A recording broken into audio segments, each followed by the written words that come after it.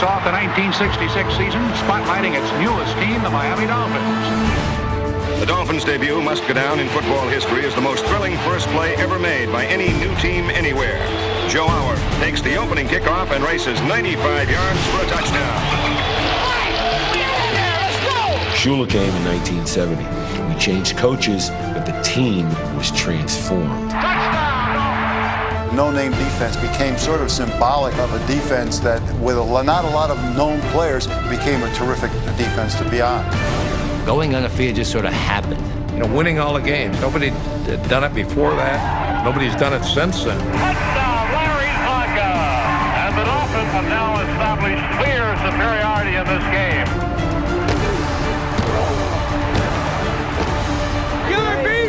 It's intercepted at the line of scrimmage. With Marino, it doesn't take long for the thought to go from the mind to the arm to let go of the football. Going deep up the sideline, man down, touchdown! Dan Marino has broken another record. Coaching is taking the personnel that you have and getting the most out of their ability. Coach Shula becomes the all-time winningest coach in the history of the National Football League. Discipline! Discipline! I can bring my daughter out here and go through this drill. Buckle them chin straps, prima donnas! Defense rises to the occasion. You will force a tackle to do something the tackle doesn't want to do. Ball is stripped from the backside. Flutie back now looking. He's hit the ball! Zach Thomas delivered a Christmas present. We're division champs! Hit that home, Ricky! Jaw-dropping run by Ricky Williams. Wildcats, our playbook now. Rack snap to Ronnie Brown. Goes to the right. He's got it! And the Miami Dolphins are the champions of the AFC East.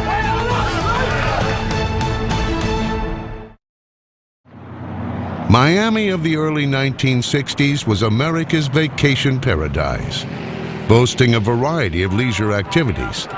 The one attraction the city did not have was a big league sports franchise. An ambitious attorney from South Dakota decided to do something about it. Joe Robbie was the poorest owner in the history of North American Major League sports. But I had tremendous respect for him because nobody ever gave Joe Robbie anything. He grew up dirt poor in the plains of the Dakotas, worked his way through law school, and I guess started the Miami Dolphins with something like $10,000 of his own money. I've been enormously impressed the entire time I've been in Miami with the enthusiasm of the football fan. And he was able to do what men far wealthier than him were unable to do, and that was bring Major League sports to the state of Florida. In 1966, the American Football League announced the entry of its newest club, the Miami Dolphins. The Dolphins moved quickly to find office space, while Robbie looked anywhere he could to secure additional business partners. I worked at WIOD in Miami. I did a nightly radio show from Surfside 6, the houseboat that was a very famous television show, and they let us use that boat for our radio show. So we were docked opposite the Fontainebleau on the Inland Waterway. Many great guests who would come stay at the Fontainebleau and come across the street. Then along come Danny Thomas and this group, and they bring the Miami Dolphins. The Miami Dolphins come to town. Amid all the bright lights and pretty girls that are synonymous with Miami, Florida, the American Football League kicks off the 1966 season, spotlighting its newest team, the Miami Dolphins. Danny had maybe 1% of the team. Joe Robbie put the whole package together. Joe was a genius of sorts. Robbie's work was just beginning.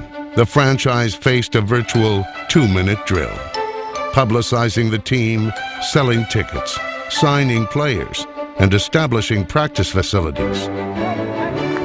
They were new getting together, the coaches were new, and they were trying to put a team together. And really, I guess it seemed like they put it together so fast, they didn't really plan where they were going to work out, or what the schedule was going to be, or what kind of food they were going to have. It was just like, seemed to me like it was all put together in 1 month. We practiced on a field that was at one of the local junior highs or high school there, which was, it had seashells on the field, and it wasn't even a football field. They just marked it off as like a part of a beach area almost. The playing surface at the Orange Bowl was a much faster track, as the Dolphins and their celebrity co-owner discovered the night of the first game in franchise history. Enjoying every moment of opening night is comedian Danny Thomas, co-owner along with Joseph Robbie. Looks like Danny knows his football.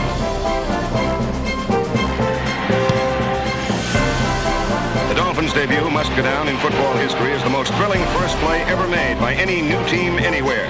Joe Auer from nearby Coral Gables High School and a Georgia Tech alumnus takes the opening kickoff and races 95 yards for a touchdown. Joe Auer took the opening kickoff, and Danny Thomas ran down the sidelines with him. As he ran, Danny ran. Many years later, Johnny Carson asked him for his most memorable moment, and he said, well, the most memorable moment in his career was when Joe Auer ran the opening kickoff of the Miami Dolphin franchise back for a touchdown. And God, I sat up in bed and went, did I just hear my name on the Johnny Carson show? Danny Thomas wasn't the only Dolphin with show business savvy. Number 54, Wahoo McDaniel, was the only player in the league to sport his first name on the back of his jersey. This helped promote Wahoo's other occupation as a professional wrestler. The full-blooded Native American sported traditional headdress while moonlighting in the ring, sometimes sandwiched between football practice. See, I was wrestling there at the same time, which worked out good for me. I lived in Tampa in the off-season, and I wrestled all over Florida. One year at a training camp, I went and wrestled Gene Kaniski for the World's Championship 5 days after we were in camp. I scrimmaged that morning, went and laid down for a while, scrimmaged that afternoon, drove to Miami, wrestled an hour draw, and drove back and got up the next morning and ran and scrimmaged another hour. Wahoo's additional earnings came in handy. The Dolphins struggled on the field and at the box office, putting Miami's cash-strapped ownership in a deep financial hole. I was sent to pick up the projector at the repair place, and I had to pay for it with my own money because they wouldn't let me. The Dolphins didn't have good enough credit. They wouldn't bill the Dolphins, and I had to pay for it with my own money. And one time, the dry cleaners that cleaned our uniform held our uniforms up. The club also had to pinch pennies when it came to traveling expenses. I think the team was trying to save money, and so we flew a lot of prop jobs, propeller-driven planes that first year. And so I was, hey, listen, we're a professional team here. When you play for the Miami, anywhere you go is a long flight. So we had a trip out to San Diego, and we took a flight called Zantop. I never heard of that airlines, and we flew for 10 hours to get there. Zantop, I still remember that name. The seats were very tiny. The top where you put your luggage had beds on it with it folded down. And it was a long, long, miserable flight out there, and it was even worse coming back because we lost the game. The only Dolphin who seemingly enjoyed comfortable surroundings was Flipper, the team mascot, happily frolicking in his end zone water tank.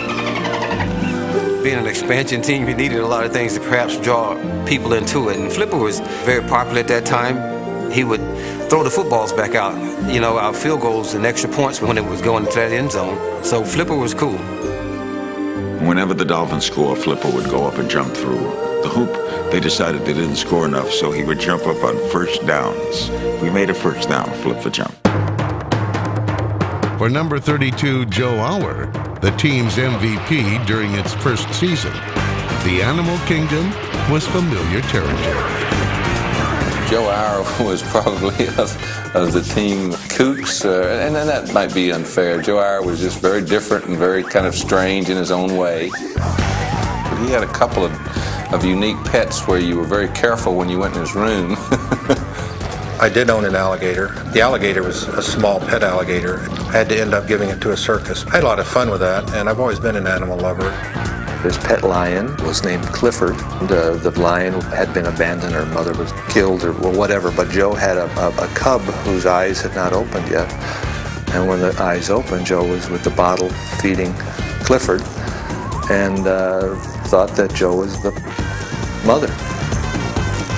Fortunately, Auer was not also responsible for nurturing player talent. For that task, the Dolphins turned elsewhere. What was there was a guy named Joe Thomas. He was the personnel director, and he had started putting the talent together on that football team. Our receivers overall are good. There's a few spots, of course, everybody's looking for the big running back. Everybody's looking for... Don Shula eventually was the man who made all the pieces march. But Joe Thomas gave the pieces to Don Shula, and without Thomas, they could never have been what they were. Made the deal, it got them Paul Warfield.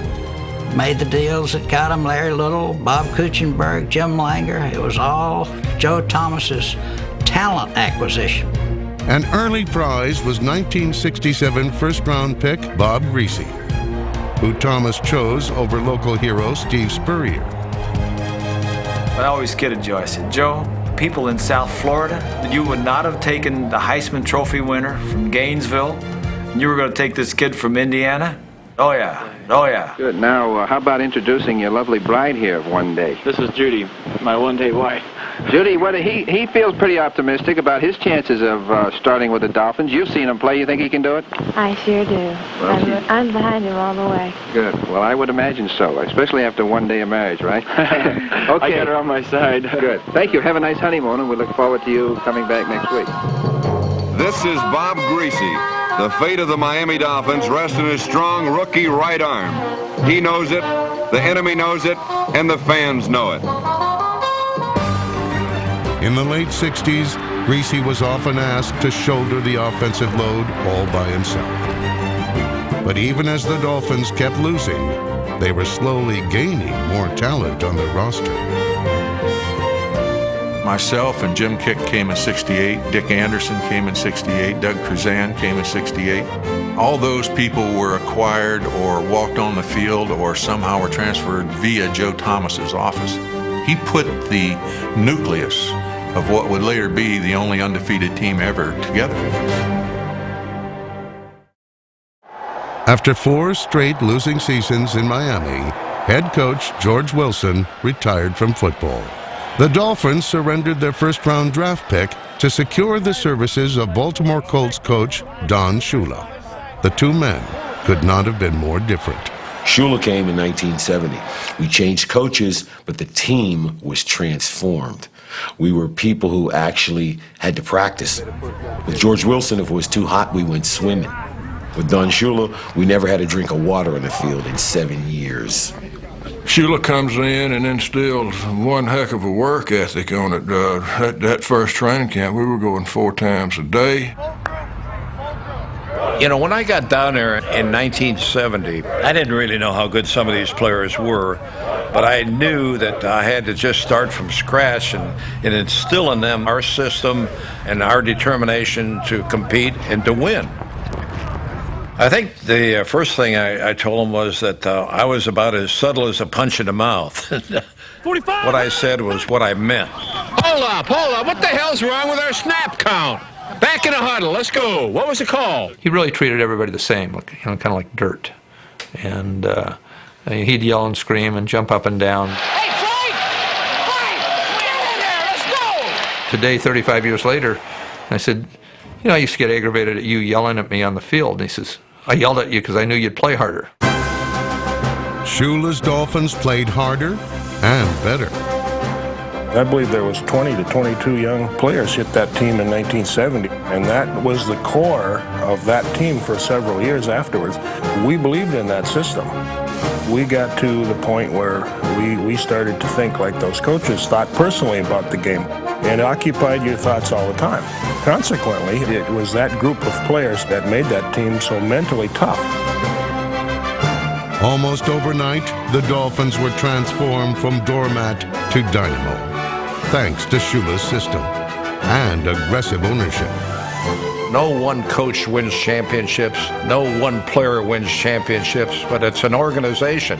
Joe Robbie was a great owner for me because although he didn't have any money, he spent whatever he had. He borrowed a lot to get done what we wanted to get done. Quite coincidentally, he felt that there was an opportunity for him to get me from Cleveland. And it was a part of a deal that involved a draft choice, Miami's #1 pick in the 1970 draft, and the Dolphins were drafting in the 3rd position. How on earth anybody would let Paul Warfield go was just stupid. I think Paul is, in my mind, the greatest receiver ever to play the game. Probably the most graceful individual going down running a pass pattern. He was like an antelope. always in control of himself, meticulous in terms of what he wanted to accomplish. The productivity part of who Paul was so great because whenever he was called upon to do his job, then that's exactly what he did. He caught 29 balls, but 10 for touchdowns. All of his plays that he did have were extremely important. The greatest move I've ever seen was Paul Warfield against Oakland in 1970, and he just did a pirouette with the grace and smoothness of a gazelle and just kept on down the field. We reversed, I think, a 3-10-1 to go 10-4, and I think that just kindled the fire in this team's belly. Although we got beat in the first round of the playoffs, it was just a great turnaround. And our football team now gained the confidence that we could compete with anybody. And our fans now realize that we were one of the elite teams in the National Football League. In 1971, the Dolphins improved on their previous record to win the team's first division championship. The reward for their efforts? A late December, all-expenses-paid trip to America's heartland. We had to go out to Kansas City on Christmas Day and try and beat these guys that were supposed to be in the Super Bowl game. You know, we looked at it as we had nothing to lose and everything to gain. We played well all year, and we played well in that game. That game was a brutal football game. Longest game ever played. I lost like 18 pounds that day. I lost so much weight that my pants were loose. And they would not die. We kept trying to cut their head off, and we couldn't, and they tried to keep cutting our head off, and they couldn't. We just kept coming back at each other. Everything that you could ever want in a football game was there. And I always joke, I said there were more burnt turkeys on that ball game on that day than probably any other day in the history of the NFL. In a game that lasted a record 82 minutes and 40 seconds, it was a series of key play calls by the Dolphins that eventually ended the marathon. I knew we had it in the game plan, but I hadn't run it the whole ball game because that's all I heard the Chiefs looking for the whole game was, you know, watch the misdirection. So I didn't run it, and I almost forgot about it. Yes, we called a roll right, trap left, where all the action would go one way. It was like a counter move for him. I would pull from the backside and lead him through the hole, and that was a big play for us. Larry Zonka's 29-yard run put Miami within range for a field goal try from kicker Garo Yepremian. Here's a pass set down, the kick is up. He's got the distance. He scored! The Dolphins win! The Dolphins win! Yepremian, 37 yards, and the Dolphins are in the AFC Championship game.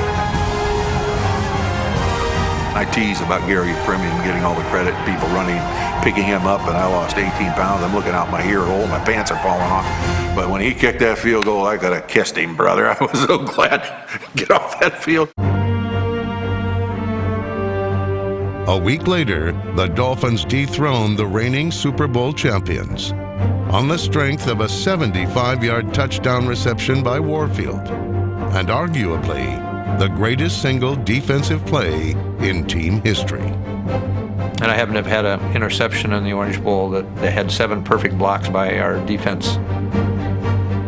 Curtis Johnson tipped the ball and I caught it. Started down the north sideline and cut across the field. And our defensive players were just knocking people down.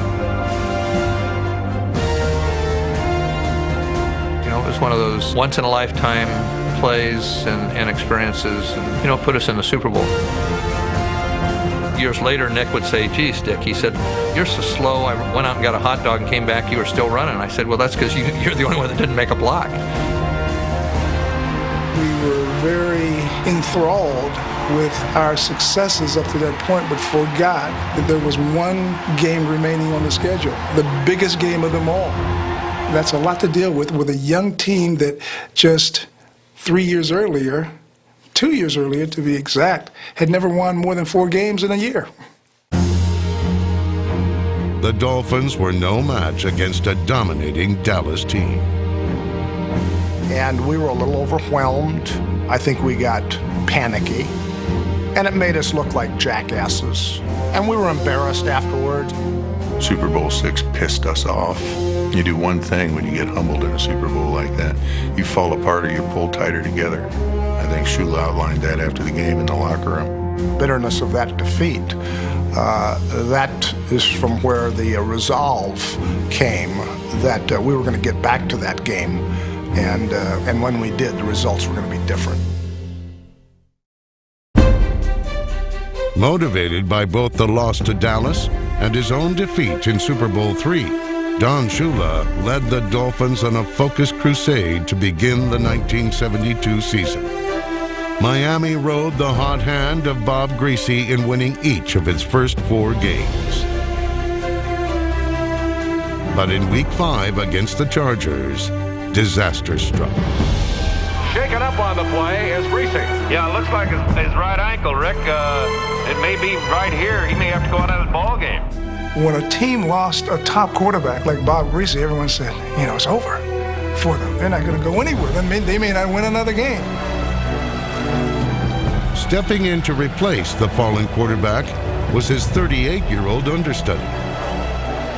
Well, I always say Bob Greasy was a nice guy because he broke his ankle so I could play. I was just thinking, let's get a first down, let's get down the field and keep us more or less on an even keel. Morrill on the snap, drops straight back to throw. He sets up, he is firing down the corner, Warfield, touchdown! Earl drops to throw. He sets, he is firing to the near side, fully open, touchdown! There's where the experience, the intestinal fortitude come in. Even as Morrow kept the offense on a steady course, it was Miami's defense that began dominating Dolphins games.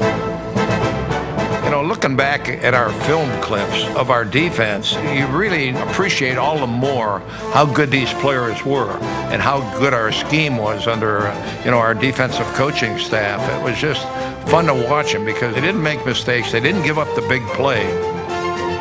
What they did do was acquire a nickname that would become part of NFL legend.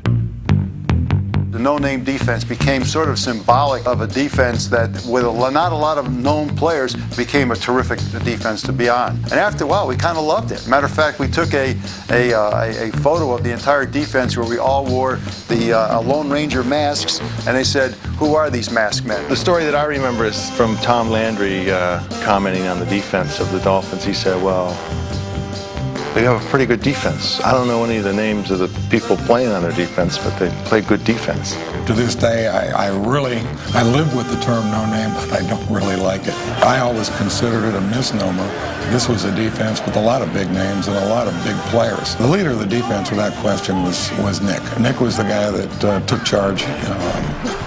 Typical attorney. I was 5'11", looking up into the masks of 6'5" guys, but not one of them ever said anything back to me. The mastermind behind the no names was Miami's crafty defensive coordinator. I think the key to our defense was Bill Arnsparger. Our defensive coach was brilliant. He was a marvelous chess player. He had an ability to put our players in the right place at the right time. And so he called a defense that identified the ability of each player. The Miami Dolphin defense in those days was designed to help and to give help.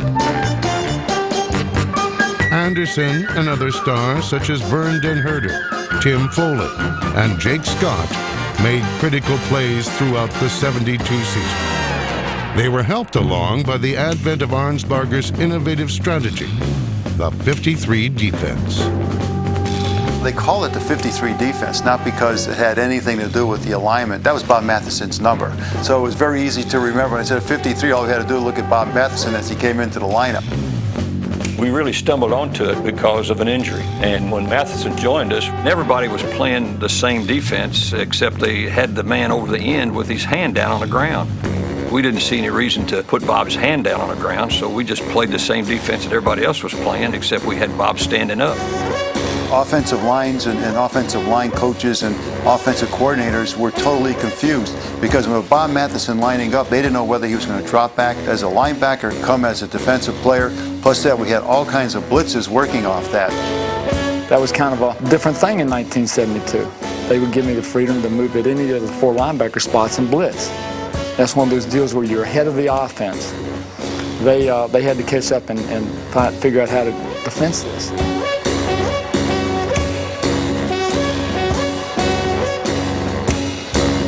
The Dolphins continued to roll through their schedule, paying virtually no attention to the history-making course they were charting. It was not until the 11th ball game of the year when we went in to play the New York Giants and the New York media started to focus in on the fact that we were undefeated that it became an issue. Going undefeated just sort of happened. We didn't like losing football games, and there wasn't really any pressure on us to go undefeated because it never happened before. Following their win over the Colts in the final week of the season, they became the first NFL team to finish its schedule at 14-0. And after beating the Browns in the first round of the playoffs, the Dolphins traveled to Pittsburgh for the title game. But early on against the Steelers, Miami looked anything but perfect. Offensively, we just didn't have anything going at all. We couldn't run the ball, we weren't throwing the ball very well or consistently. And it just happened a situation that preceded all that stuff. We were, I think, 4th and 5 or something like that. And we knew that Pittsburgh had a habit of peeling back and forming their wall to return the ball. And they had one rusher from the outside. He came up, everybody else hit and went to the wall, and there was a hole you and I both could have run through at the same time. And now he's going to run with the ball. 35 to the 30, now to the 25 to the 20. The Dolphins running on a fake punt formation. Larry Seipel was the ball carrier, and he picked up a first down. Seipel's gamble set up a Dolphin score, but the offense was still struggling at the close of the first half. Well, we weren't doing well in the ball game, and Earl Morrill had come in for Bob Greasy when Bob Greasy got injured in the 5th game of the season, and Earl got us into that championship game. But Greasy had been healthy and had been practicing well for us for about a week or 2. Don Shula had to make the decision, which great leaders have to make. And at halftime, he told Earl, he says, Earl, I appreciated everything you've done to this point. He says, I'm going to make a decision to go with Bob in the second half. And it was short, it was sweet, and it was to the point. Greasy, the quarterback, cuts up, he fires the middle. Warfield's got it, 35, 40, 45, 50, started to 40, 35 to the 30. He's dragged down from behind at the Steelers' 25-yard line. The Greasy to Warfield connection sparked the attack to a pair of second-half touchdown runs from Jim Kick, more than enough to send Miami back to the Super Bowl.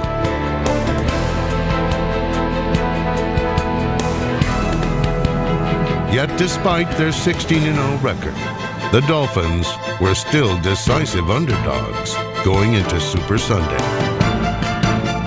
I'll never forget, in that perfect year, I was doing the Dolphins locker room interviews, but we were underdogs. This was still how the AFL was regarded. We're unbeaten in the AFC. The Redskins have lost 2 or 3 games. We're playing them and they're favored. I drove with Jimmy Greek from Las Vegas to LA, and I said, Jimmy set the line. I said, Jimmy, how could the Redskins be favored? We're unbeaten. He said, yeah, you're the AFL. You're still the AFL. I said, yeah, but we had Namath and you're still the AFL. Redskins played tougher competition. I said, you're making a mistake. We dominated that game. The no-name defense allowed no points, paced by 17 tackles from Manny Fernandez and 2 clutch interceptions from game MVP Jake Scott. With just minutes to go, the Dolphins looked to complete their coronation with the Ypres field goal. What followed was the biggest blunder in Super Bowl history. I could have kicked the 42-yard field goal in my sleep. I ran out there, lined up, the snap was perfect. I kicked the ball, line drive. I picked it up, I figured this is a negative. I'll take this and turn it into a positive. It is picked up by Garrow. He tries to throw a pass, deflected in the air. The ball slipped out of my hands. Mike Bass picked it up, went for a touchdown. Was I scared? Yes, I was. I tried to exit way by the goal line, and of all people, the guy who was in my face was Coach Shula. Now, Garrow didn't come over to high-five me when that happened, I guarantee you. And players on our sideline were very upset. You know, if there was a noose anywhere handy, I know of about 40 guys who were ready, willing, and able to string Garrow up. The no-name saved Garrow's hide with one final stand to cap off the greatest single-season performance by any NFL team ever. That's it. It's over. Way to go, Nicky. That's right, man. The fact that we did win the big game and had the perfect season on top of it just took away all of that criticism of my coaching abilities. I had to feel good about that. And I also had to feel good about the accomplishments of our team, of doing something that no other team had ever done in the history of the National Football League. You know, winning all the games. Nobody had done it before that. Nobody's done it since then. This is the Vince Lombardi Trophy for the winner of the Super Bowl. 17-0 says it all. The World Championship. The best team ever in professional football. In '72, we were so determined to pay attention to detail, to win everything, to prove to ourselves that we could, that we did. In '73, we were probably a better football team. If nothing else, we were a better football team because we were more confident. We played the Oakland Raiders here in 1973. Our offense struggled against the Raiders that day. I believe we lost the game like 12-7. Had we not lost that game, we would have been undefeated again. We would have went back-to-back undefeated seasons. There's no question in my mind, because the 73 team was better than the 72 team.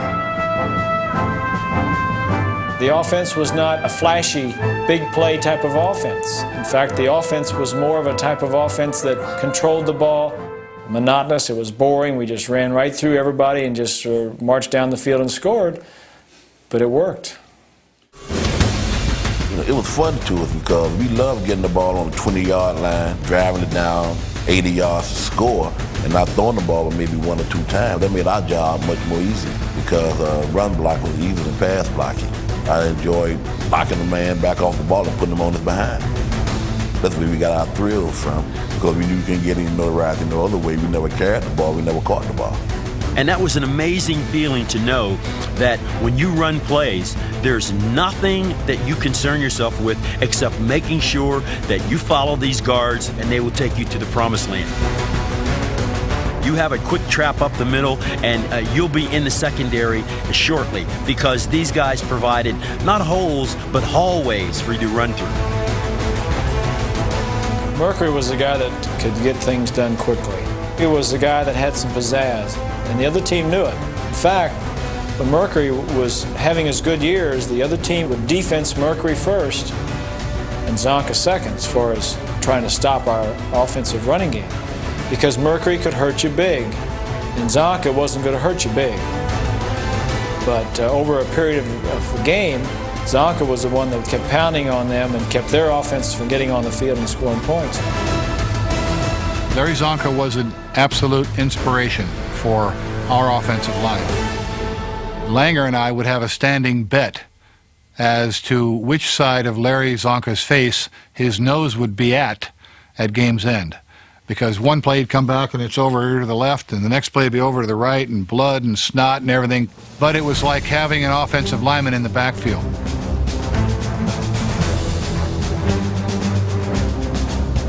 Zonka had played an important but supporting role in Super Bowl VII. In Super Bowl VIII, he was the undisputed star of the show. We ran it down their throats. They didn't want to have to tackle Zonka because Zonka was on a roll in that game, and he was doing things that really he was running through these people, and there was no way that they could stop us. They could not stop the machine that we brought there. And they had a team, but we had a machine. Breezy takes the snap. It's Zonka straight up the middle. And he's Larry Zonka carries it in from 5 yards out. And the Dolphins have scored first. So far it's been all Miami. All Larry Zonka. That's right. Our offensive line did such a marvelous job in the coordination of their blocking. The job that Kuchenberg did on Alan Page just did a marvelous job the entire game. The holes were so large that Zonka went through without a hand on it. Zonk rushed for a Super Bowl record 145 yards. Now he hands off to Zonk, heading right side. Touchdown, Larry Zonka! His second touchdown of the afternoon. And the Dolphins, if they hadn't already, have now established clear superiority in this game. With the victory and the championship assured, Shula paid tribute to several veterans by allowing them a curtain call. One of the great honors in my career was at the end of Super Bowl VIII. Coach Shula called a few of us off. I went toward the bench, and Don Shula came over and gave me a big hug. That was the perfect ending to a nearly perfect day. And seems like it was yesterday. With a second Lombardi trophy in the display case, Shula's Dolphins set their sights on a three-peat. But trouble loomed even before the start of the '74 season, when three of the team's biggest stars were being courted by a brand new rival football league. I think we were all more interested in staying with the Miami Dolphins rather than going to a new league. But we needed a bargaining chip or some leverage to deal with the Miami Dolphins. We were in a situation where we were making $50,000 a year, which was a good salary for the NFL back then. And we're offered an opportunity to make $3.5 million over 2.5 years. That's why I left the Miami Dolphins. Larry at the time just came off the MVP and was certainly a big name, and getting Paul Warfield, the greatest receiver ever, in my opinion, in the NFL. Whether I was the caboose or not, I don't know. But it was something new for me, and I like taking chances and adventurous things. And Zonk called Coach Shula that day that we were going to sign, and more or less said we'd like to hear from Joe Robbie one way or the other, and we never received a phone call. So the phone rang, and it was their representative saying that unless Joe Robbie matched the offer, that they were going to sign in Canada. We banged back and forth, and in the end, I remember Shula saying to me, "What do you want me to do, get on my knees?" And I felt terrible because, I have the utmost respect for Shula. Just a great, great person. I'm sitting there with all of the dreams of what our team is capable of doing, and everything just looked like it was going to continue to get better. And then out of the clear blue, I find out that three of our best football players are going to be gone, and we're going to get absolutely nothing back in return. It was tough to handle. The impact on the '74 Dolphins was catastrophic. I think because we knew Zonk, Kick, Warfield were going to leave, we never hit our stride, never found that rhythm. Still a very good team, but it's just different when you know guys are going to be out the door at the end of the season.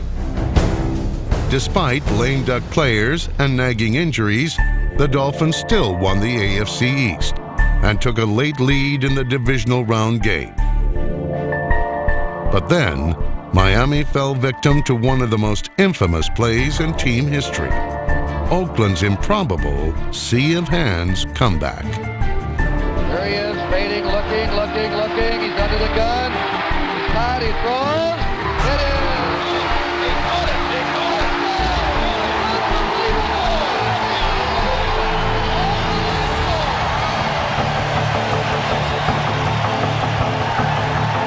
It was a devastating moment, and especially infuriating to Manny Fernandez.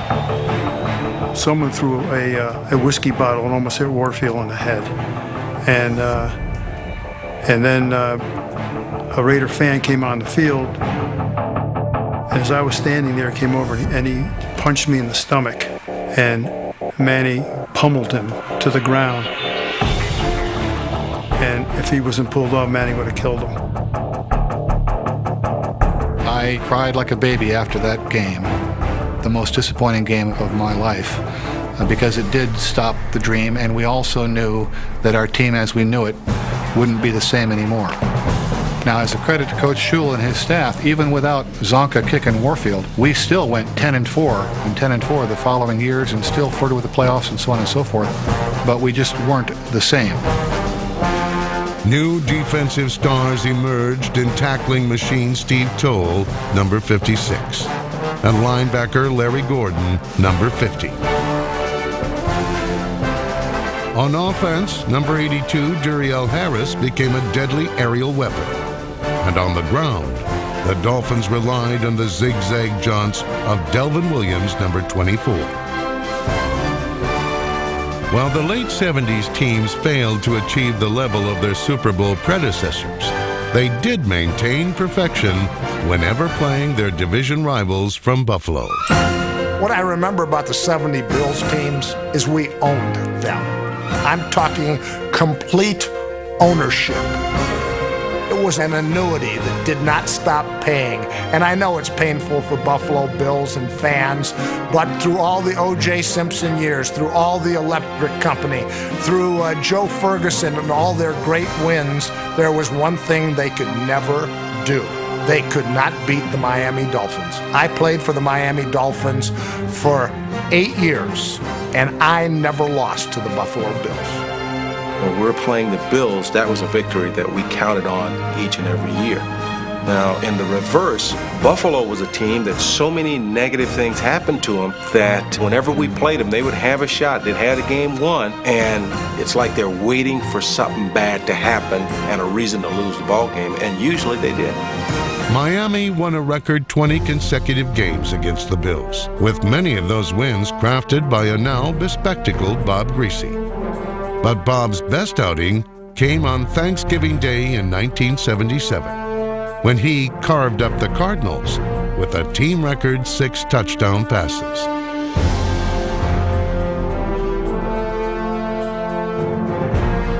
Unfortunately, Griese was finding it more difficult to avoid serious injuries. By the end of the 1980 season, the face of the franchise knew his time was done. When you're a quarterback and you hurt your shoulder, seriously hurt it, and you're 36, 37 years old, yeah, you had a good thought that might be the last one. I never thought I was going to play in the National Football League, and I played 14 years, so I didn't get shortchanged at all. The Dolphins now look to the new decade and the second golden era under Don Shula.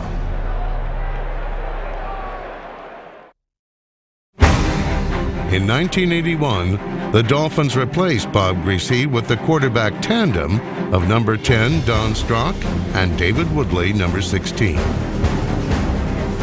Woodley was the starter and Strock was our relief pitcher. And they called it the Wood-Strock combination. David was an athlete trying to learn how to be a quarterback. And so Don Shula built a team around defense and around a great running game. And it was Woodley who was able to run that kind of an offense, to use deception, rollout patterns. Shula put in some plays for Woodley that you could never use for another quarterback. There was a halfback pass. Tony Nathan would throw the ball back to Woodley, and he scored in several plays. Woodley took more snaps, but when a different style was needed, Shula called on Strock, an 8-year veteran. Don Strock was a very smart guy, a student of the game, was like an assistant coach or offensive coordinator on the sideline there. And the way that the Woodstock thing came up was when we fell behind early and you needed to throw the football, that's when Strock became a viable option. He was the guy who'd come in and lead you back, who could get the quick touchdown, who could throw for 400 yards in a ball game.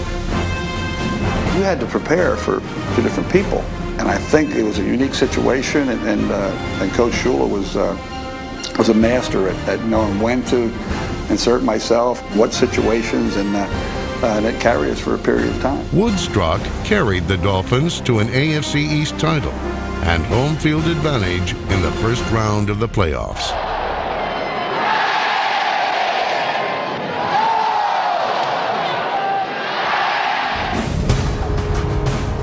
Woodley was ineffective and Miami trailed 24-0 after the first quarter. the Dolphins desperately needed to play catch-up. Shula went to the bullpen and called on his relief pitcher to throw touchdown strikes. You know at that point that it's a major decision to be made by the coaching staff to bring in your backup quarterback, but we had seen Don in the past and knew what he was able to do throwing the football, and fortunately for us, he came in, he started putting the ball up in the air and with a lot of success. Rock the quarterback, steps up, throws it in the end zone, it's complete. Caught by Rose, the tight end. He's firing for Harris. Lateral, determination. 20, 15, 10, 5, touchdown. That was a design play. You can close that one for the Dolphin coaching staff. I tell y'all, we're going to come back. We're going to come back and whoop them. Miami's number one. Never give up on Miami. Never give up on the Shula team. Never give up on the Shula team. Halftime, I went in and our team was so excited. I said, I'm not going to screw this up by trying to make a speech. I'm just going to let this excitement carry off into the second half. Strock passed for over 400 yards and 4 touchdowns in the game. His passing ignited a 38-31 lead before San Diego tied the score. Uwe von Schamann had potential game-winning field goals blocked on the last play of regulation time and again in overtime. Waiting for the ball. The snap, it's down. He hits it. It is blocked again. The Chargers block it. Looking for the ball. San Diego has it at the 16-yard line.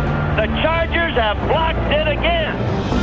San Diego finally secured a 3-point victory in one of the decade's greatest games. I told him that I was very proud of him because when you lose a game like that and you know that your team, especially on a night that took so much out of you, has given it everything that they have to give, all you can do is compliment them for having the confidence and having the courage to stay in there the way that our football team stayed in there. It's a game in my coaching career that I think about as one of the great games. Unfortunately, you know, you'd like to have great games associated with wins. That was a great game that we lost. Every game is an opportunity to learn something. It's not about yourself, but about your team and your teammates. I look at that game as a launching pad for what was to come the following year. In 1982, all the buzz was about a defense known as the Killer Bees. A killer bee!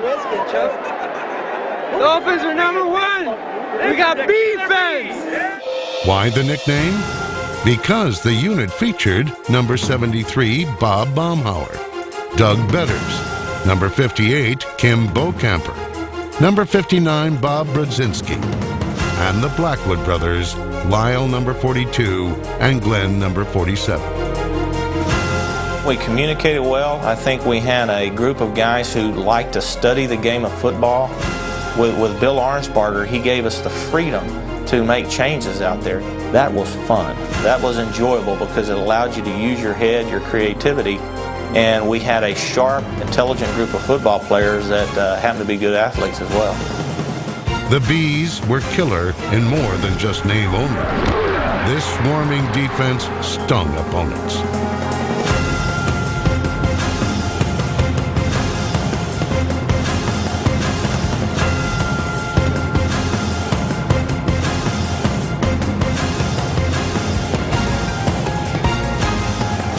In the strike-shortened 1982 season, Miami boasted the NFL's top-ranked defense.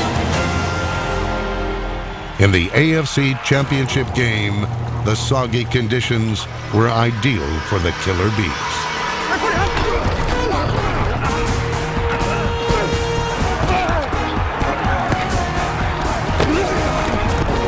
Three interceptions by A.J. Dewey included a 35-yard touchdown.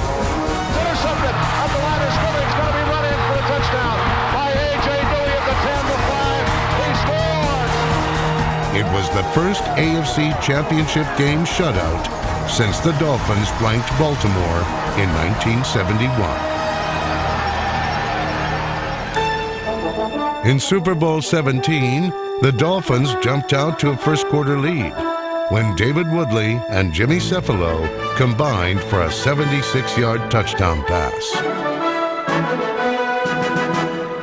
Another big play enabled Miami to assume a 17-10 second quarter advantage. Fulton Walker's 98-yard kickoff return was the first kickoff to be returned for a touchdown in Super Bowl history.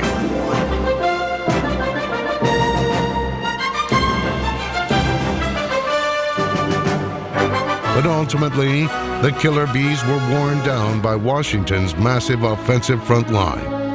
John Reagan's 43-yard touchdown in the fourth quarter gave the Redskins a lead they never relinquished.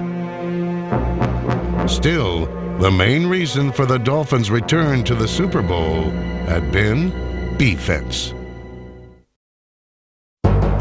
The Dolphins dramatically changed direction in 1983 when they made quarterback Dan Marino the 27th pick of the NFL Draft. Now, we had Dan Marino ranked number 2, right behind Elway. Elway was number 1. Dan had a great junior year at Pittsburgh, and then his senior year wasn't quite as good. And I think that's why he fell way back in the first round in the draft. We were very, very happy when he slid to us to the 27th pick in the first round.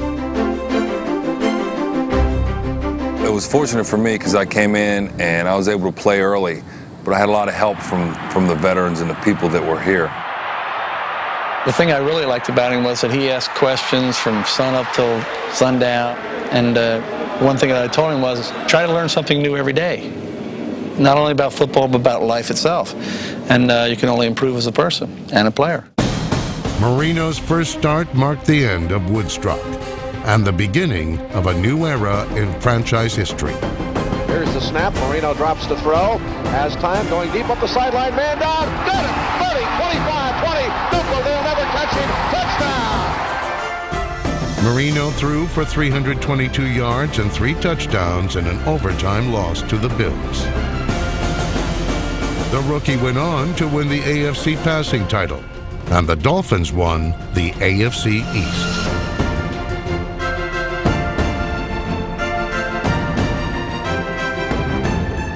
He's a lot like Bonacani was as a linebacker. It didn't take long for the thought to go from the mind to the feet. With Marino, it doesn't take long for the thought to go from the mind to the arm to the feet, whatever it takes to evade the rush and let go of the football.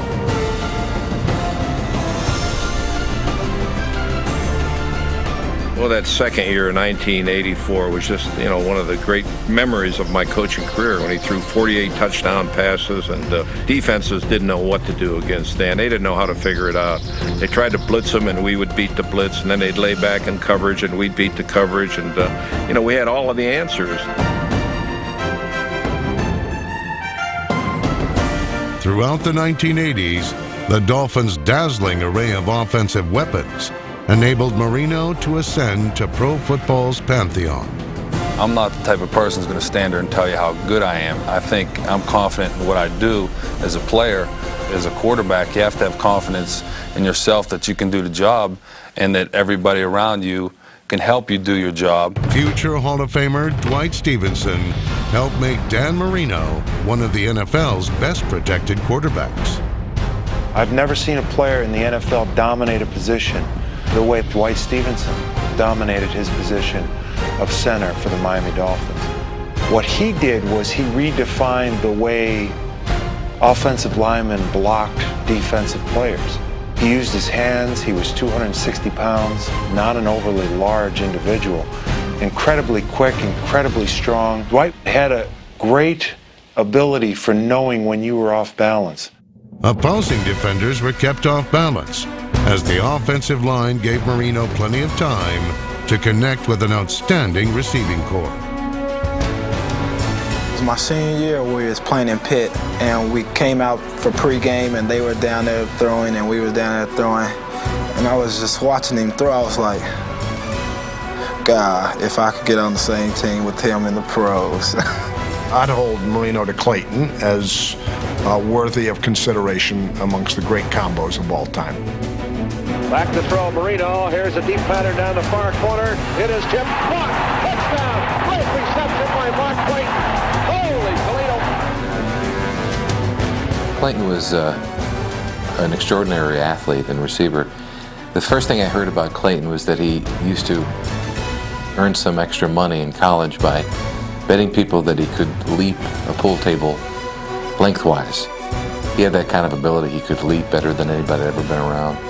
Great speed and quickness, and he was also a very tough receiver. Clayton and speed burner Mark Duper, number 85, were known as the Marx Brothers. But there was nothing comical about the way they torched opposing secondaries. Duper had twin rockets strapped to his fanny. I mean, he could get down there. He was a sprinter in college. I'll tell you, when Duper gets in behind anybody, it's Katie bar the door. He runs the 40 in 4.25, was a member of that Northwestern Louisiana State NCAA national champion 440-yard relay team a couple of years ago. Mark Clayton and Mark Duper were outstanding. They were unstoppable. That was quite an arsenal Marino had to work with. You had Tony Nathan, that was a major contributor.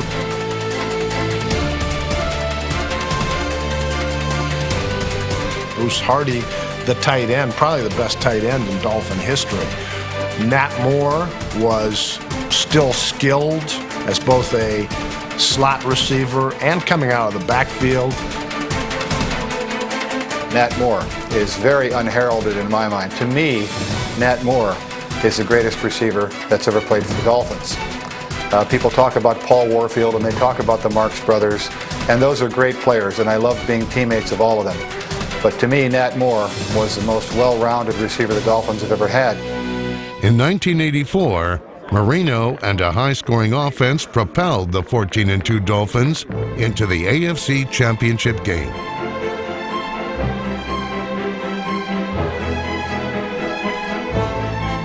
The league's most valuable player passed for over 400 yards and 4 touchdowns. He drops quickly to throw, looks right across the middle. He's got Clayton open. 10, 5, touchdown Dolphins. Weak side out 2. Tackled by number 95, John Goodman. Red right, 70 flanker right. Hurry up. Go, Diddy! Diddy! 6 points! Diddy! Diddy! Come on, Diddy! Again out of the shotgun, Marino. Deep drop, throwing deep upfield, down the near side, man open, touchdown! The Dolphins won the right to play in Super Bowl 19. The team that had set an NFL regular season record by scoring 513 points was heavily favored to beat the 49ers.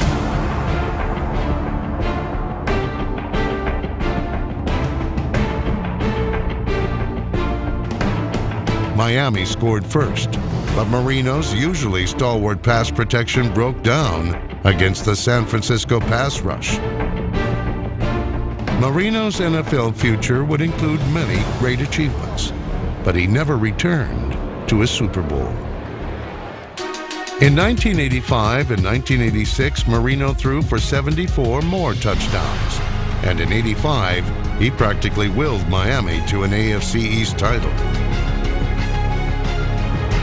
The Dolphins won their last 7 regular season games, including a Monday night matchup against the 12-0 Bears.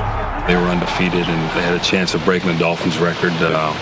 And it was Monday Night Football and the hype, the Orange Bowl, which is a great place to play.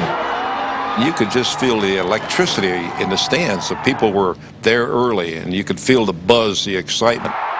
It was up to the '85 Dolphins and their fanatic fans to ensure that the 1972 team's legacy of perfection stayed intact. I don't think I've ever heard it that loud in a football game.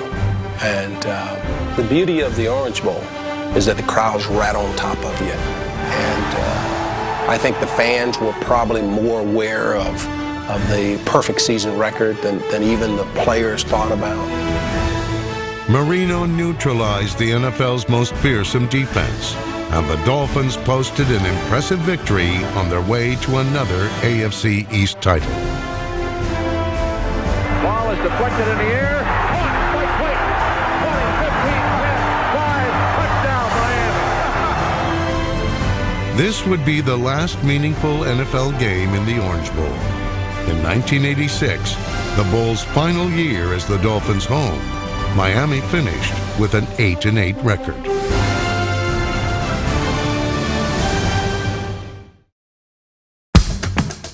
1987 saw the Dolphins move into Joe Robbie Stadium. But during the first 3 seasons in its new home, the team struggled.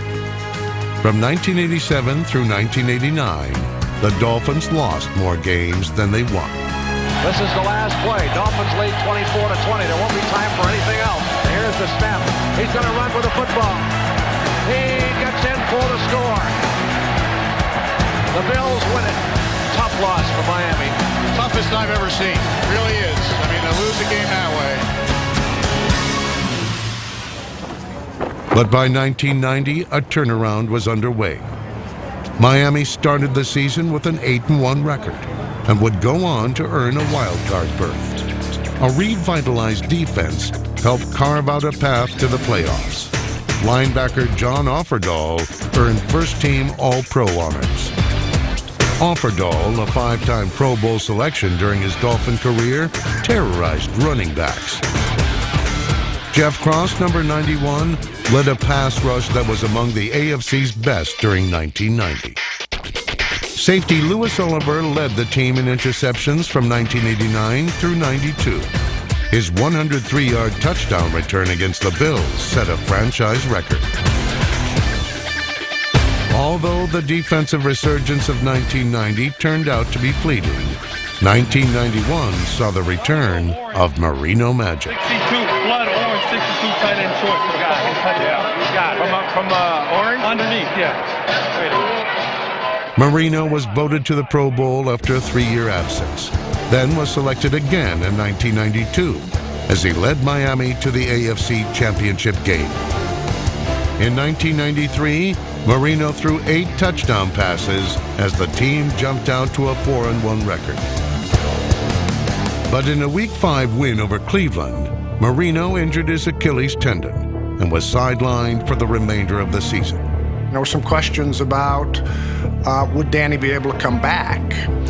You know, at that time, Achilles tears were not repaired with the certainty that they are today. And then there was the fact that the Achilles was not repaired properly. And he had a terrible training camp, and it was terrible through the preseason games. And the detractors were out there in masses. And there was a young kid, Scott Mitchell, the new hot shot on the scene. He had replaced Danny when he went down in '93, and he played very well. And there were some out there saying, hey, it's time, let's go with the new kid. And all this negativity was swirling. And Marino put on one of the all-time performances. He was incandescent. Marino slogging in the mud, back to pass. He throws downfield, has a man open. Mark Ingram has it at the 30. He's to the 20, 10. He is gone. Oh, touchdown! 3rd down, 15 to go. Gigantic play for the Dolphins here. He's looking, has time, throws into the end zone. Keith Jackson has it. Touchdown, Dolphins.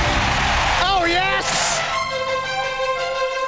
Marino is back, baby! He's got Fryer wide open. Marino to Fryer at the 15. 10-5. Touchdown, Dolphins. Miami! You talk about championship courage. You talk about a will to win. Bledsoe, to his credit, was matching Marino blow for blow. It was touchdown, exchange. And it came down to Marino with the ball in his hands, last possession. It was 4th and 6. And 4th and 6, you're thinking, let's get the first down. Let's keep this thing going. There's some time left. Not Marino. Marino drops back, and he does a down, out, and up, which Marino lays right on Irving Fryer's fingertips. Touchdown, Miami. Miami wins the ball game, one of the great shootouts of all time. And once again, Marino proves his detractors wrong. Shotgun, Marino throws deep downfield. It is caught by Fryer. Touchdown! Touchdown, Dolphins! Marino to Fryer! Oh! Courageous call! Unbelievable! What a game by Marino. A flame burns inside that man, Dan Marino. First of all, Danny's a winner, and he loved to compete, and he loved to win. I think he proved to himself, hey, I've still got the magic. I think every athlete that's been successful has a certain intangible inside him that he can call on whatever it is that what he needs. And I've always had the attitude just not to quit, and then I can overcome anything in a football situation, in a game situation. And as you prove that as time goes on, you get more confidence. Never out of the game with Marino. That's the thing I loved about Dan. Excitement. Our fans knew it. Our players knew it. Dan knew it. The coaching staff knew it. That no matter what the score was, that we were always in the game. 49 seconds, one timeout remaining. They trail by 3. The whole season perhaps in balance here. Here is Marino back to throw. He's going deep. Got a man down there. He's got a touchdown! During his career, Marino led 36 comeback drives in the fourth quarter or in overtime.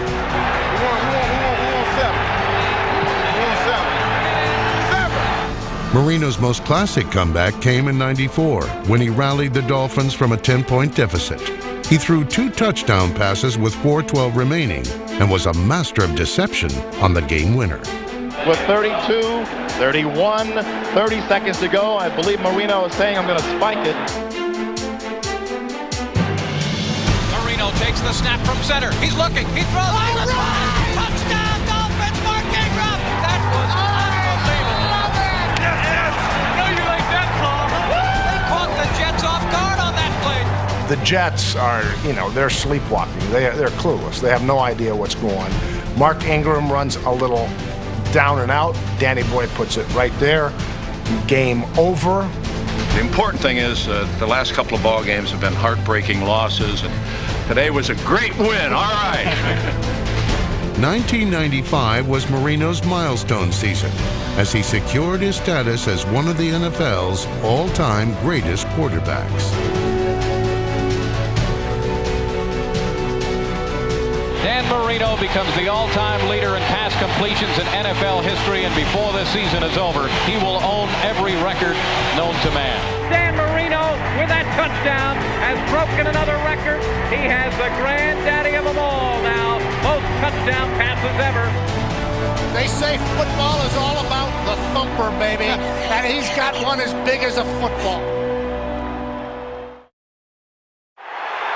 In 1994, the family of the late Joe Robbie sold their majority interest in the Dolphins to H. Wayne Huizenga. One of Huizenga's first and most important decisions was to retain Don Shula as head coach. You can't look at Don Shula and say he didn't have the gift of leadership. I mean, the ability to inspire and make others believe. And that's why he had such great success. I mean, that's why he piled up 347 wins in the NFL. Start up to feel like you're blocking that guy right here. You're getting your release. You're right here. He wasn't just good at one thing of leadership. He had the whole spectrum. Coaching is taking the personnel that you have and getting the most out of their abilities. And I've always taken a great deal of pride in being able to do that. Regardless of what talent we had, Coach Shula found a way to bring the most out of everybody and to utilize our offense and defense to that talent. We got to make our own fire, baby. We got to make our own fire. We got to hang together, support each other. When they make a play, just hang in there, and then we make the plays that win the football game. Let's do it, baby. Our day. Let's go. All right, let's go now. Go defense, take away. I never felt you had the game won until the game was over. And so I was always uptight on the sideline until that final whistle, because you don't ever want to be the coach that lets something slip away that should have never slipped away if you'd have done your job as a coach. This Hall of Famer was literally a coach for all seasons. Sun-baked Miami could also be rain-soaked Miami, and Shula's teams often had to slog it out in the mud.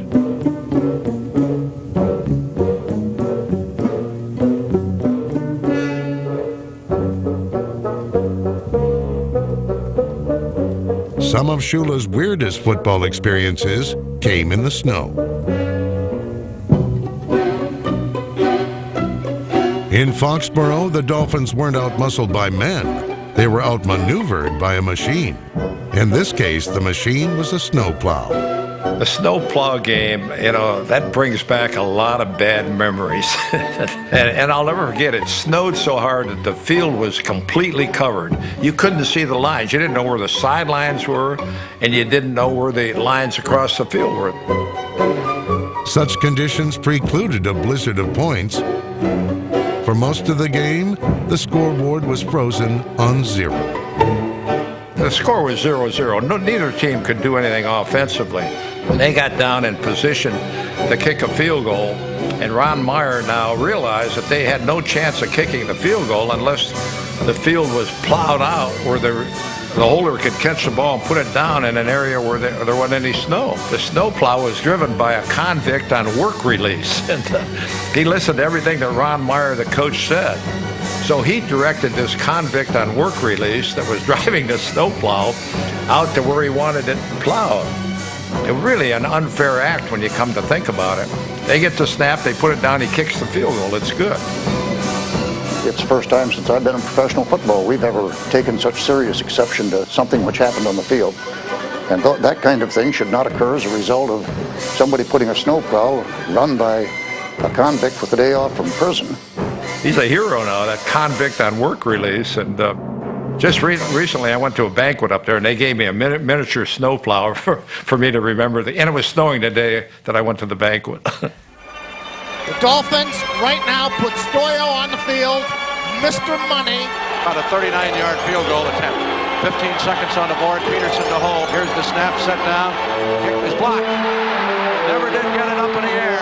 Never did get it up in the air. The ball rolls free. It rolls free in the end zone. The Dolphins fall on top of it after it was touched by a Dallas player, and Miami is arguing. How about this? Now let's see what the officials are going to call it. With 3 seconds, the clock is stopped on the board. I remember Jimmy Johnson and Jerry Jones starting across the field to give me their condolences on the other side. And all of a sudden, play is stopped, and they say, hey, wait a minute, there's time for one more play. Because Leon touched the ball, and then, we downed it. So now we have one play. All right, waiting the snap is Peterson. Here it is. He sets it down. Kick is up. It's good, and the Dolphins win the ball game. Yes, the Dolphins win 16-14. Toledo. All right. In 1993, Don Shula became the winningest head coach in NFL history. What'd you do? Did you look for the eye? Did you look first on the 63 arrow? No. You looked right away. Right now, the guy was coming right in my face. How much more? What's me? No, 63. Let's be patient now. We gotta be patient. Take what we get.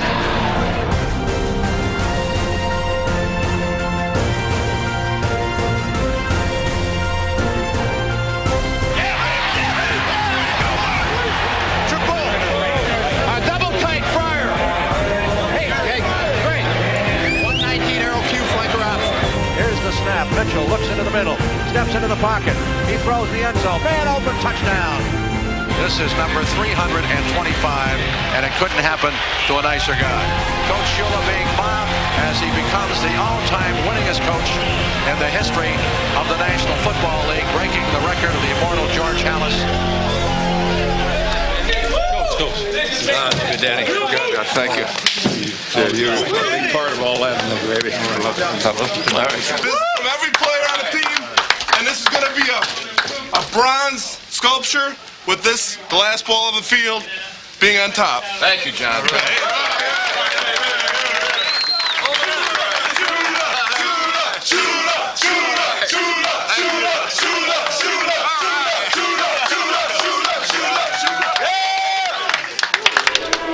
Two years later, the man who symbolized Dolphins football retired from coaching. I finally made the decision to step aside because I felt that I wasn't doing as good a job as I felt that I should be doing. I had set the bar pretty high early in my coaching career, and with the back-to-back Super Bowl wins and 6 Super Bowl appearances, and then not being in the big game for a period of time, I think that was disturbing to me. And then also knowing that we just hadn't done as well as I would like to think that we should have done. I had coached for 33 years. I was very proud of my record, my accomplishments, but perhaps somebody could come in and do a better job.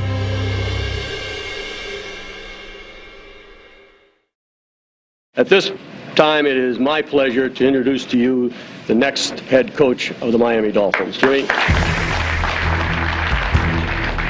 Following Don Shula's retirement, owner Wayne Huizinga turned to Jimmy Johnson. Wonderful. Still on.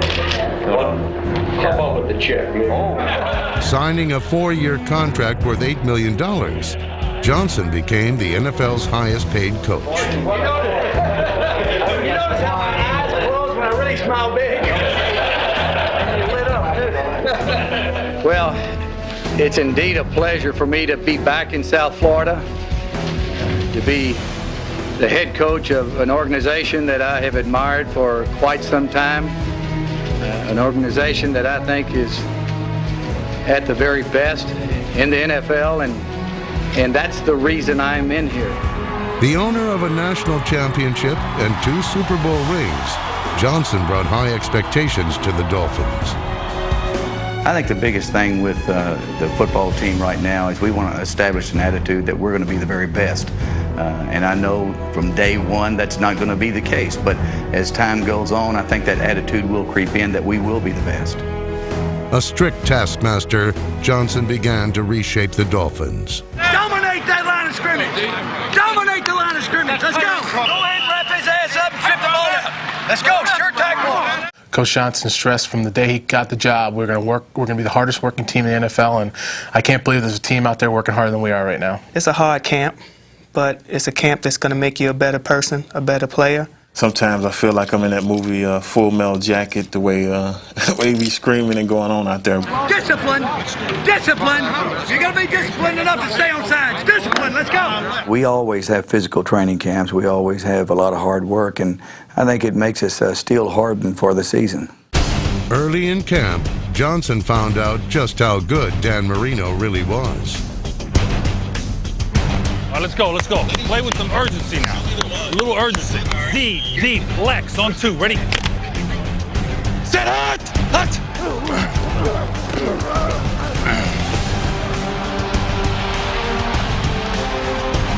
Good job, good job. Good job, man. Just fade stop over there with the combination. I ain't never been part of this where you can take it down the field that fast. Nice job. Nice job. With Marino leading the offense, the Dolphins reached the playoffs in Johnson's second season. Lobbing one into the end zone. Barnett, touchdown. Fred Barnett leaps. He's got it. Hell of a job throwing that football. Dan Marino. With the offense in good hands, Johnson turned his attention to the defense, where an undersized linebacker caught his eye. His name, Zach Thomas. We drafted Zach there in the 5th round, and we felt like really that he would help us as a backup linebacker, be a great special teams player. And we went to the very first mini camp and went through a couple of practices and said, hey, watching the instincts of this linebacker and watching him move around the way he plays, I can tell you right now he's going to start for us. The Dolphins' starting middle linebacker on opening day, Thomas made an immediate impact. First game I was so high, I finally made it, and that's when I was just happy to be here, and I just went out there and had some fun. Number 54 became a force in the middle of the Dolphins' defense, leading the team in tackles as a rookie. I guess what catches your eye is that he's always at the ball. I mean, here's a guy that not tall enough, not fast enough, but they just make plays. Very smart, instinctive player. Thomas bore a striking similarity to a Dolphin legend. I love the way he pursues and chases. It jumped out on everybody. It looked like Nick Buoniconti. I can remember watching Nick. Every time he made a play, everybody said, he was too small. The same with this guy, he's too short. Thomas's toughness could be attributed to an early childhood experience. I was playing on the back of a tire and with a toy, and it was parked, and the guy got in it, went back and ran me over once, and then ran me over twice, went forward over me. But that's when my dad, he said, I knew you were going to be a football player because you could take a hit. During his 12-year career with the Dolphins, Thomas gave more hits than he took. He led the Dolphins in tackles an unprecedented 10 times. The former Texas Tech standout simply had an eye for the ball. During his career, Thomas picked off 17 passes, and his 4 interception returns for scores are a Dolphin record. It's intercepted. Zach Thomas. Touchdown. It's a touchdown. And here is O'Donnell looking to throw, has time, now throws over the middle, picked off by Zach Thomas. He's going to go in. Touchdown, Miami. And Zach Thomas now is the all-time Dolphin leader in interception returns for touchdown. How sweet it is. The pass rush got a boost in 1997 with the addition of third-round pick Jason Taylor, number 99.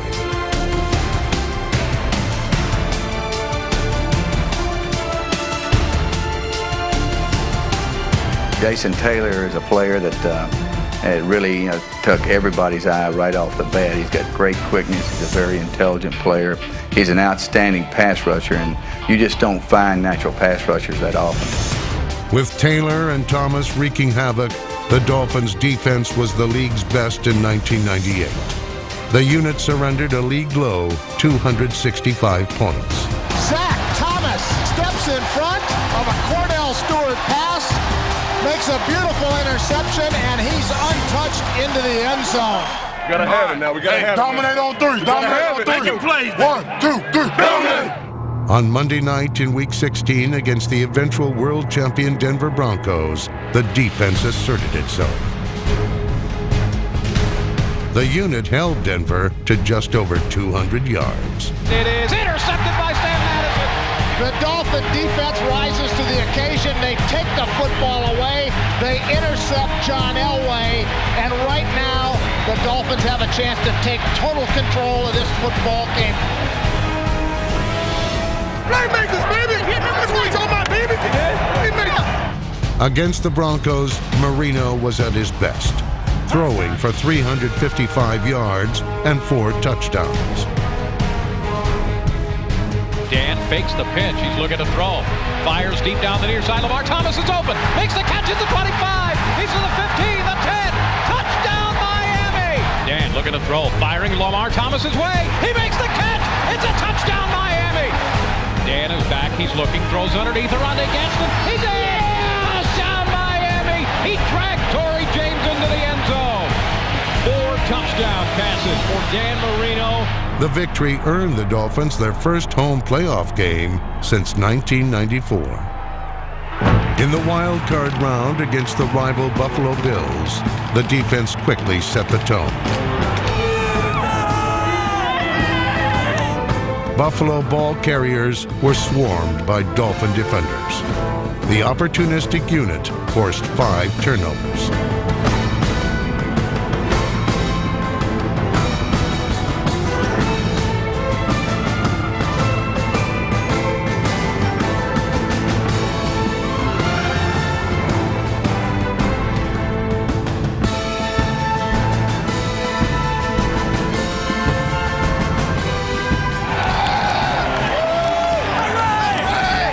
Dan Marino and the offense produced big plays of their own.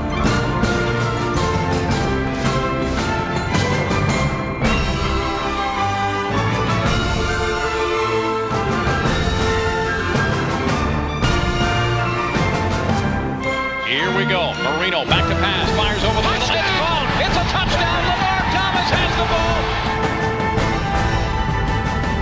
ball. Late in the game, the defense needed one last stop to seal the victory.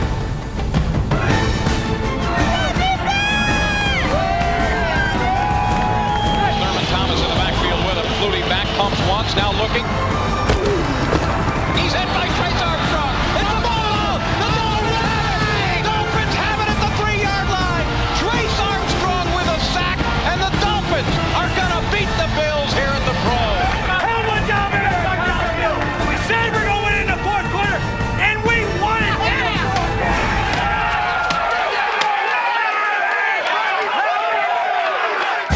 The following year, roles were reversed.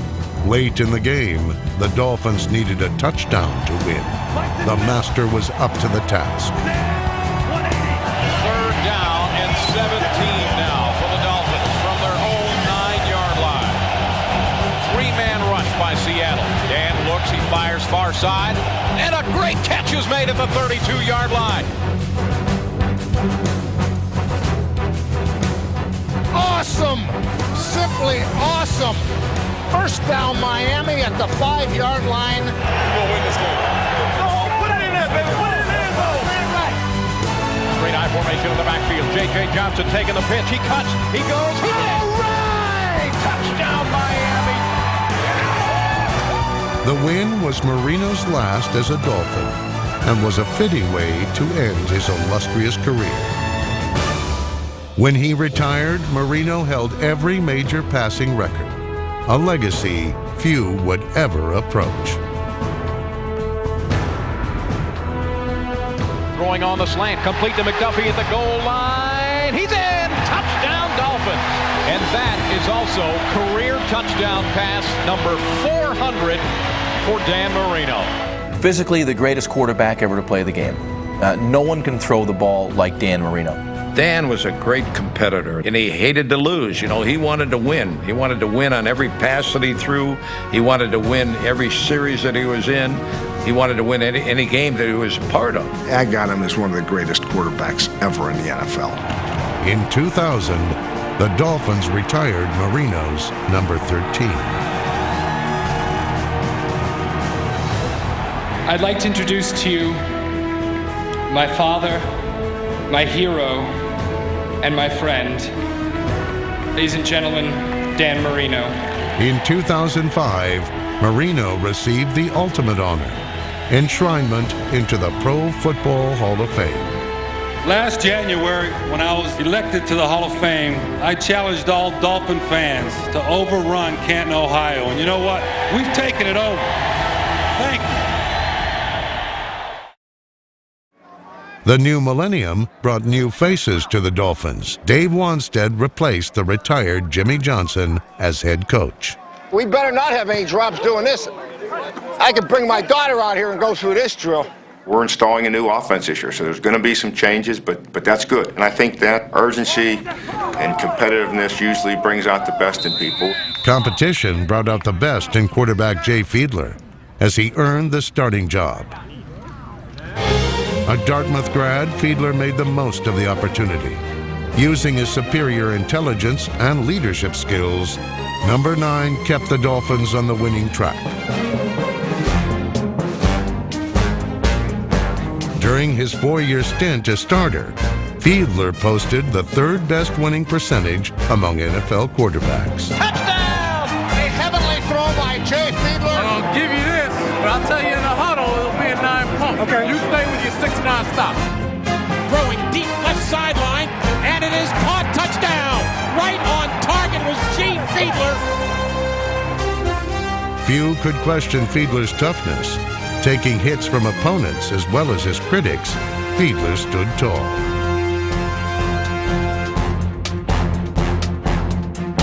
Jay Fiedler filling in for Dan Marino and filling those shoes. There's always going to be the comparison to the great Hall of Fame quarterback. History has shown us that it is literally impossible to fill the shoes. Marino, he was not. But Fiedler kept the Dolphins' offense moving and the team winning in 2000. Throwing one into the end zone far side, a leaping grab, and it's a touchdown Miami! Touchdown Dolphins! Aiding Fiedler was a ferocious defense led by ends Trace Armstrong and Jason Taylor. The furious pass rush resulted in a league-high 28 interceptions.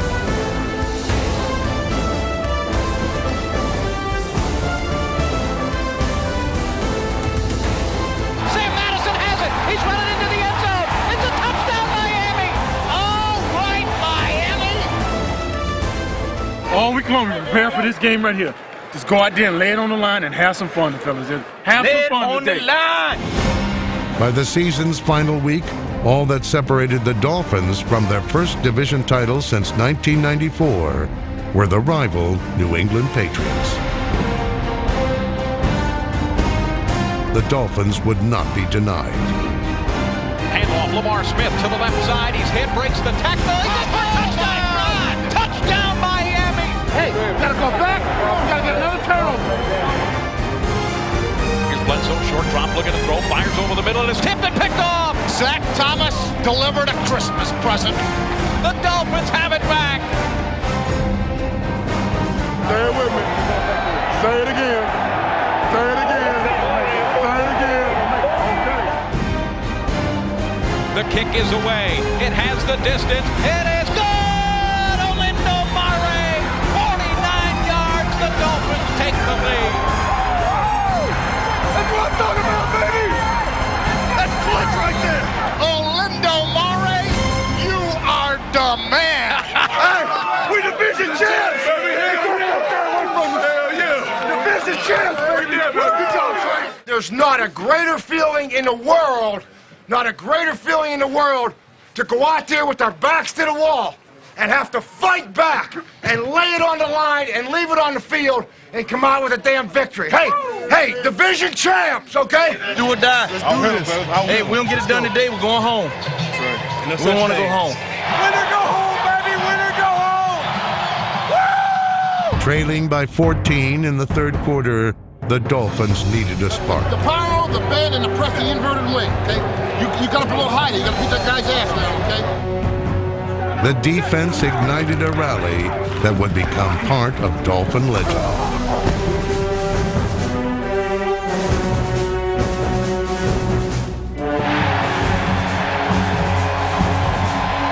Keep pounding their ass. It's going to pay off in the end. Keep working. Keep working. A punishing ground attack led by running back Lamar Smith began to wear down the Colts defense.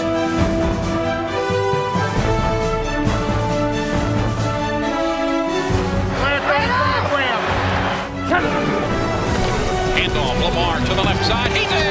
Touchdown, Miami.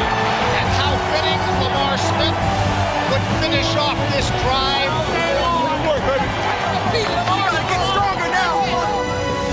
Smith totaled over 200 yards on the ground. His 40th and final carry of the day made history. Can the Dolphins do it? It has been magical. It has been enchanted in the second half for Miami. Handoff, Lamar wrapping up the ball with both arms, and he just gets away from everybody. Look at this! The 10, and a dodge! It's a touchdown, Miami! Lamar Smith tears away from tackles. He won this game. The Dolphins have done it! They have won this game! What can you say? Because, hey, there's nothing that can be said to make anything happen like that. You know where that comes from? That comes from the team. Hey, that comes from the damn heart. The following year, the defense carried the Dolphins to the playoffs. Intercepted. Kenny Mixon has it. He's at the 40. He's at the 30. He's at the 20. He's gonna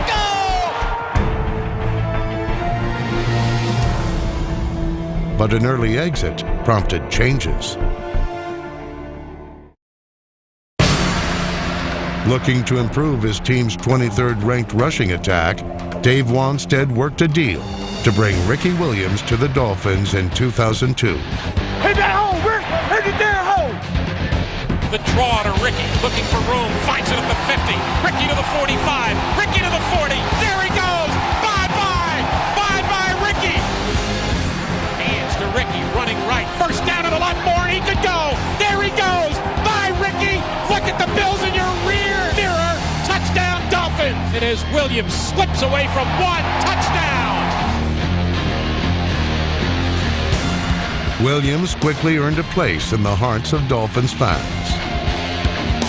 Do not be fooled by the hairstyle. Ricky is probably one of the most intelligent and well-aware football players that I've ever coached. You know, they think because he's a fairly aloof guy or has been, that he doesn't really like what he's doing. I think he loves what he's doing. It's just that when it's over, he doesn't love talking about it too much. If you could sit down in a room full of fans, what would you want them to know about you? About me. About you? Just how much I love football and how much I respect the game. I've not seen a player reinvent himself as well as Ricky Williams did. Dropping the weight to become so much quicker. That determination, that attitude that every running play he's trying to go the distance. A jaw-dropping For 2 years, Williams ran with reckless abandon, totaling over 3,200 yards rushing and 25 touchdowns. I love contact, and I want to let them know that I'm going to be here the whole game. But the hits began to take a toll, and a worn-out Williams abruptly retired prior to the start of the 2004 season. Ricky would return in 2005, but the franchise fell on tough times. Coaches came and went as the team posted just one winning season over the next 4 years. The Dolphins hit rock bottom in 2007 when they won just one game. The worst team in the history of professional football. Why were they bad? Untalented, poorly coached, not together, in complete disarray, and utter embarrassment to the league and to the Miami Dolphins. The team's lone moment of glory came in overtime versus the Ravens. Got time over the middle. Camarillo's got it. 40. He might score. He may go the distance. He's going in. The Miami Dolphins have it.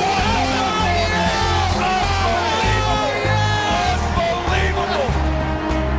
This football take us out of the history book. We're not going in for that one, baby.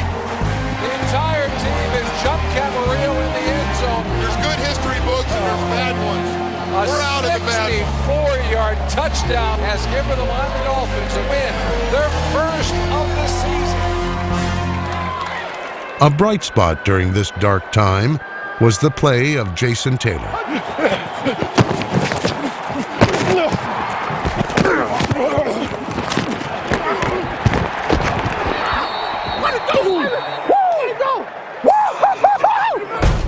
A 6-time Pro Bowl selection and NFL Defensive Player of the Year in 2006, Taylor is the Dolphins' all-time leader in sacks. And he's stripped with the football. Jason Taylor's got it. He picked it up. At the 30, at the 40, he may go the distance. Jason Taylor's going to score a touchdown. Get to the end zone. Touchdown, Jason Taylor. Right on time. That's been the one constant for this Dolphin team, even through some losing years and years of struggle. That defense has been good. Why has that defense been good? One of the main reasons, Jason Taylor. And that's what Jimmy Johnson saw of him when he drafted him out of Akron. That it was a guy who was more than just a pass rusher.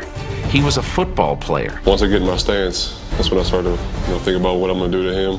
He doesn't believe that just because a tackle outweighs him by 70 pounds, that he can't beat this guy, even with a bull rush. He will force a tackle to do something that the tackle doesn't want to do, realizes he's doing it, and watches Taylor go by. If you have 15 sacks, then you're considered one of the best in the league. I mean, if you think about it, it's only 15 times you're tackling a quarterback out of all the plays during a season, out of the 1,000 plays you take during a season. So, I mean, they're so hard to get. Once you get back here and get them on the ground, it's probably the best feeling in the world. When you look back at this era of pro football, he will be the guy who you could hold up as the greatest combination pass rusher and undersized player against the run of everybody. He'll be a guy who 6, 7, 8 years will be a very, very interesting debate for the Pro Football Hall of Fame. He's in trouble, and he's going to go down. Jason Taylor, the sack for the safety.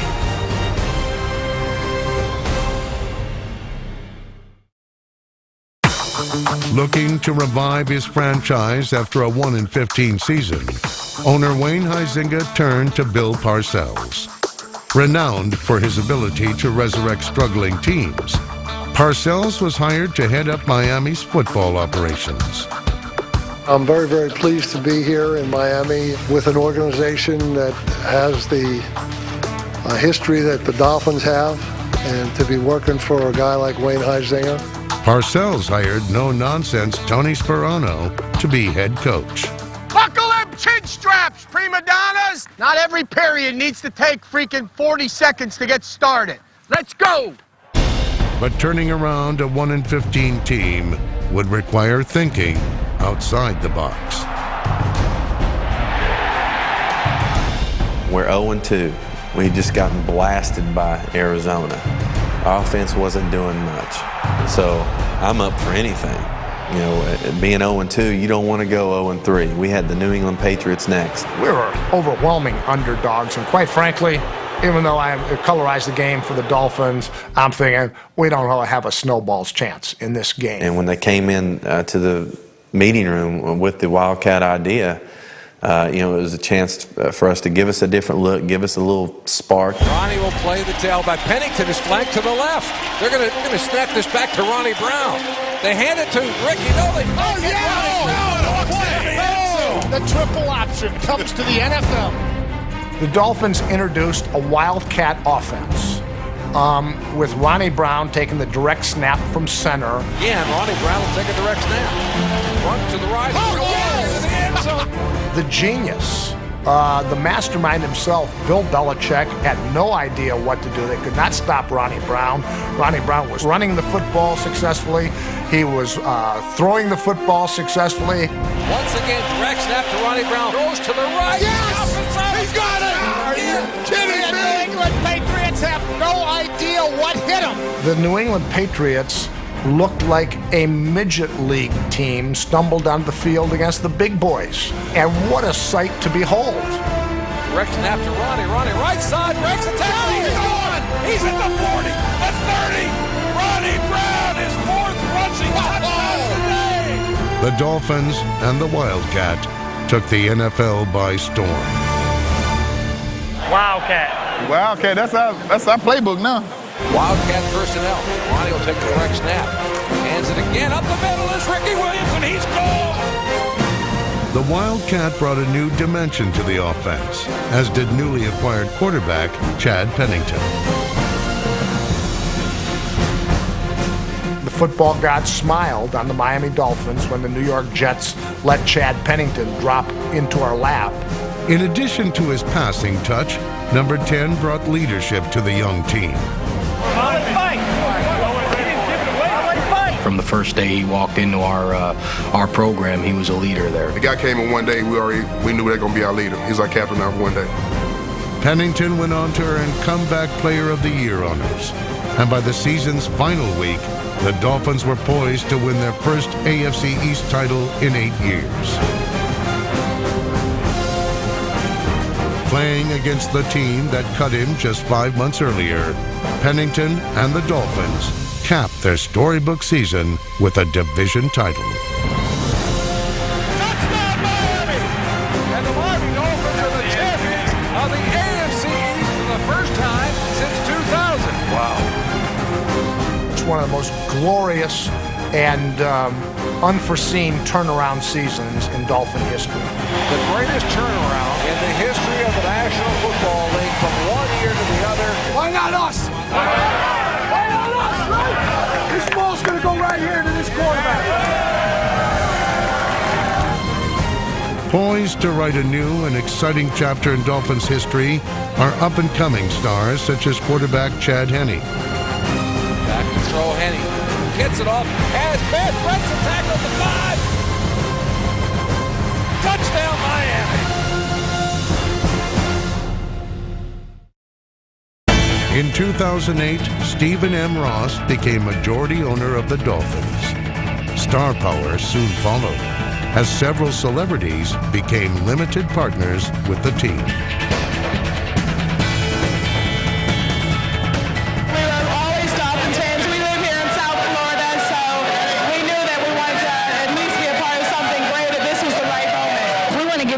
Something that is not just the team, which of course is the center of everything, but you know, a reason to come out here and have a great time besides great football. In Miami, the true heroes are the Dolphins fans. Here are our Miami Dolphins!